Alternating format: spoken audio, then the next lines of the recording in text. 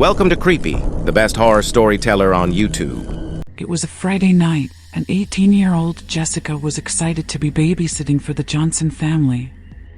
She had been babysitting for them for a few months now, and she really enjoyed the kids, 6-year-old Billy and 4-year-old Emily. The Johnsons lived in a large, 2-story house on a quiet street. Jessica arrived at the house at 7 p.m., and the Johnsons were just about to leave for their dinner date. "Thanks so much for babysitting tonight, Jessica," Mrs. Johnson said. "We'll be back around 11 o'clock. "No problem," Jessica said. "Have a good time." The Johnsons left, and Jessica was alone with the kids. She started by making them dinner, and then they played some games and watched a movie. At 8:30 p.m., it was time for Billy and Emily to go to bed. Jessica helped them get their pajamas on and brush their teeth. Then, she tucked them into bed and read them a story. "Good night, Billy," Jessica said. "Good night, Emily." "Good night, Jessica," Billy said. "Good night," Emily said. Jessica turned off the light and left the bedroom. She went downstairs and sat on the couch in the living room. She turned on the TV, but she couldn't really focus on the show. She kept thinking about the strange things that had been happening lately. Over the past few weeks, Jessica had noticed some strange things happening in the house. She had heard footsteps in the hallway when no one was there. She had seen shadows out of the corner of her eye. And once, she had found a creepy doll sitting on the kitchen table. Jessica tried to ignore the strange occurrences, but she couldn't help but feel uneasy. She decided to call her boyfriend, Tom, and tell him what was going on. "I'm just a little scared," Jessica said. "Can you stay on the phone with me for a while?" "Sure," Tom said. "I'll be here." Jessica and Tom talked for a while, and Jessica started to feel a little better. But then, she heard a noise upstairs. "What was that?" Jessica asked. "I don't know," Tom said. "Maybe it was just the wind." "But it's not windy," Jessica said. Jessica slowly got up from the couch and walked to the stairs. She hesitated for a moment, then took a deep breath and started to climb the stairs. When she reached the top of the stairs, Jessica looked around. The hallway was dark and silent. She took a few steps down the hallway, then stopped.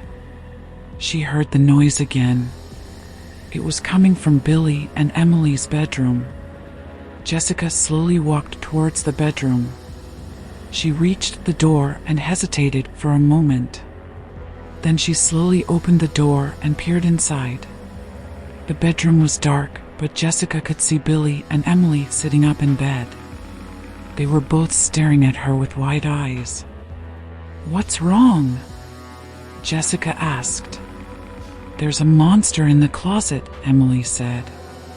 "There's no such thing as monsters," Jessica said. "It's just your imagination." "But we saw it," Billy said. "It was big and black and hairy." Jessica shook her head. "There's no such thing as monsters," she said again. Jessica turned off the light and left the bedroom. She closed the door behind her and went back downstairs. She sat on the couch and tried to calm down. But she couldn't shake the feeling that something was wrong. She knew that Billy and Emily were telling the truth. They had seen a monster. Jessica didn't know what to do.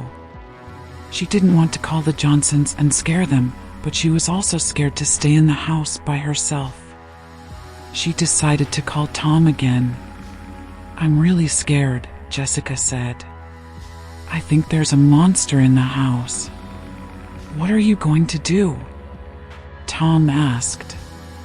"I don't know," Jessica said. "I'm scared to move." "Okay," Tom said. "I'm going to come over there." Tom hung up the phone, and Jessica started to feel a little better. She knew that Tom would be there soon, and he would keep her safe. But then, she heard the noise again. It was coming from the closet in the living room. Jessica froze. She could hear the monster moving around in the closet. It was scratching at the door and making low growling noises. Jessica knew that she had to do something, but she was too scared to move. She just stood there, staring at the closet door. Then, the closet door slowly started to open. Jessica let out a scream and backed away. The monster stepped out of the closet. It was tall and thin, with black skin and glowing red eyes. It had sharp teeth and claws, and its mouth was dripping with saliva. Jessica turned and ran towards the stairs. She could hear the monster behind her, getting closer and closer. Jessica reached the top of the stairs and turned to look back. The monster was standing at the bottom of the stairs, blocking her way out. Jessica was trapped. She didn't know what to do. The monster started to move towards her. Jessica backed away, but she was running out of room. She was cornered. The monster opened its mouth and let out a blood-curdling roar. Jessica closed her eyes and waited for the end. But the end never came. When Jessica opened her eyes, the monster was gone. Jessica looked around, confused. She was still standing at the top of the stairs, but the monster was nowhere to be seen. Jessica didn't know what to think. Had the monster been a figment of her imagination? Or had it been real, and had it somehow disappeared? Jessica decided not to stick around to find out. She ran down the stairs and out of the house. She didn't stop running until she reached her own house. Jessica burst through the door and collapsed on the couch. She was shaking and breathing heavily. Her boyfriend, Tom, was sitting on the couch, watching TV. He looked up when she came in. "What's wrong?" he asked.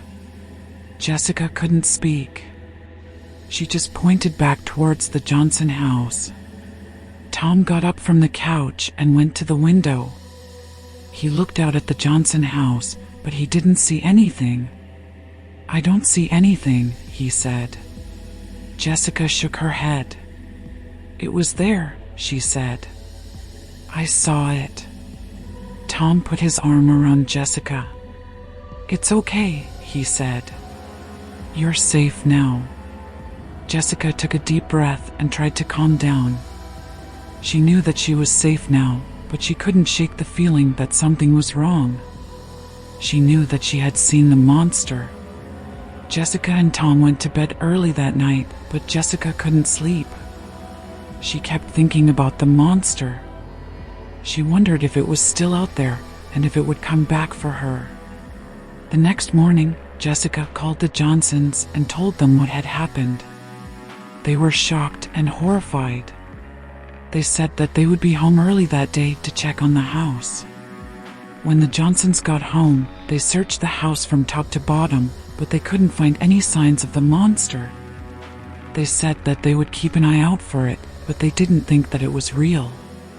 Jessica didn't know what to think. She knew that she had seen the monster, but no one else believed her. Jessica never babysat for the Johnsons again. She was too scared. But even though she never saw the monster again, she never forgot it. She still wonders what it was, and if it's still out there somewhere. Jessica couldn't forget the monster. It haunted her dreams and her waking thoughts. She was afraid to go to bed at night, and she was afraid to be alone during the day. One night, Jessica was having a nightmare about the monster. She was running from it, but it was gaining on her. She could feel its hot breath on her neck. Jessica woke up with a start. She was sweating and breathing heavily. She looked around, but the room was dark. She was alone. Jessica tried to calm down, but she couldn't. She could feel the monster's presence in the room. She knew that it was there, watching her. Jessica got out of bed and turned on the light. She looked around the room, but she didn't see anything. Jessica took a deep breath and tried to relax. She told herself that it was just a nightmare. There was no such thing as monsters. But then she heard a noise. It was coming from the closet. Jessica froze. She knew what it was. It was the monster. The closet door slowly started to open. Jessica turned and ran towards the door. She could hear the monster behind her getting closer and closer. Jessica reached the door and opened it. She ran out of the room and down the stairs. Jessica ran to the front door and opened it. She ran outside and into the night. Jessica didn't stop running until she reached her boyfriend's house. She knocked on the door and Tom answered. "Jessica, what's wrong?" Tom asked. "The monster," Jessica said. "It's back." Tom put his arm around Jessica and led her inside. He sat her down on the couch and gave her a glass of water. "What happened?" Tom asked. Jessica told Tom about the nightmare and how the monster had come out of the closet. "I don't know what to do," Jessica said. "I'm so scared." "It's okay," Tom said. "You're safe now." Tom and Jessica stayed up all night talking. Jessica told Tom everything about the monster, and Tom tried to reassure her that it wasn't real. But Jessica knew that the monster was real. She had seen it with her own eyes. The next morning, Jessica and Tom went back to Jessica's house. They searched the house from top to bottom, but they couldn't find any signs of the monster. Jessica didn't know what to do. She was too scared to live in her own house. She decided to move in with Tom. Jessica and Tom lived together for a few years. Jessica was still scared of the monster, but she was starting to feel better. She knew that Tom would protect her.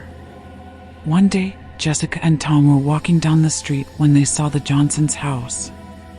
Jessica stopped and stared at the house. She felt a chill run down her spine. "Do you want to go inside?" Tom asked. Jessica shook her head. "No," she said. "I don't think I can." Jessica and Tom turned and walked away. Jessica never saw the monster again, but she never forgot it. She still wonders what it was, and if it's still out there somewhere. But Jessica knows one thing for sure: she will never babysit again. Thank you for watching. Please like, share, and subscribe for more similar horror stories.